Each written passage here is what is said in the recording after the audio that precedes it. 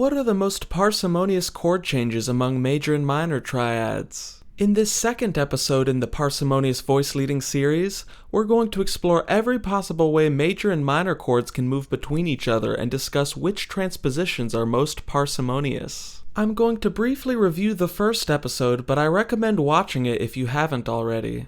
Transposition refers to the number of semitones the entire chord moves. When an entire chord moves up a half step, it'll be marked T1.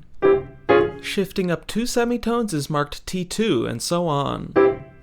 Displacement refers to the total amount of movement each voice has to move to arrive to the transposition destination. The reason transposition level isn't the same as displacement is because we're sometimes able to voice lead in a way where some pitches stay put and others move slightly to a different positioning of the destination chord. For example, to move from C to E minor, we don't need every voice to move up 4 semitones.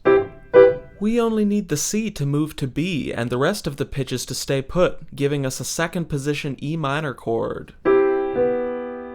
As you can see, there are plenty of inefficient voice leadings for each of these transpositions, but in this video we will only be concerned with the most parsimonious changes that require the least displacement possible. One final thing to mention is that I'll be marking transpositions from a major chord to a minor chord with an M after the number. For example, C major to C sharp minor will be marked T1M because we're transposing up 1 semitone and shifting from major to minor.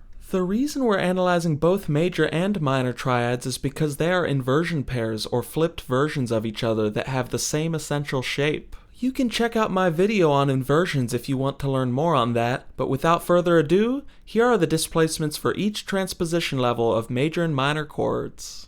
It's worth mentioning that these displacements apply to both directions of a transposition between major chords. For example, the displacement for T2 is the same as the displacement for T10, because whether the chord is transposed up 2 semitones or down 2 semitones, the displacement is the same. To view this information better, here are the transposition levels in order of most parsimonious to least parsimonious. We have a couple of changes with just one displacement at T4M, which we discussed, and T0M, meaning a shift from C major to C minor. We have a few changes with displacements of 2, most of the transpositions have displacements of 3, and the highest displacements have 6 semitones of displacement. The simplest way to distill this information is to point out that the lowest displacements come from transposition levels of major thirds, and the highest displacements come from transposition levels of whole steps and tritones. This is why composers sometimes use major third transpositions as a means to smooth modulations. And it's why we don't often hear tritone transpositions. We still hear plenty of whole step transpositions, but they sound like a significant shift in pitches compared to some of the other transposition levels.